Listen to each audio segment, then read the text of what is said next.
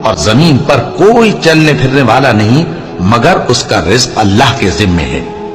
وہ اس کے رہنے کی جگہ کو بھی جانتا ہے اور جہاں سونپا جاتا ہے اسے بھی. یہ سب کچھ کتاب روشن میں لکھا ہوا ہے.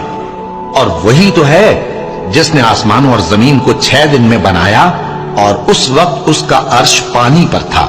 تمہارے پیدا کرنے سے مقصود یہ ہے کہ وہ تم کو آزمائے کہ تم میں عمل کے لحاظ سے کون بہتر ہے. اور اے نبی، اگر تم کہو کہ تم لوگ مرنے کے بعد زندہ کر کے اٹھائے جاؤ گے تو کافر کہہ دیں گے کہ یہ تو کھلا جادو ہوا. اور اگر ایک مدت معین تک ہم ان سے عذاب روک دیں تو کہیں گے کہ کون سی چیز عذاب کو روکے ہوئے ہے. دیکھو، جس روز وہ ان پر واقع ہوگا پھر ٹلنے کا نہیں، اور جس چیز کا یہ مذاق اڑاتے ہیں وہ ان کو گھیر لے گی.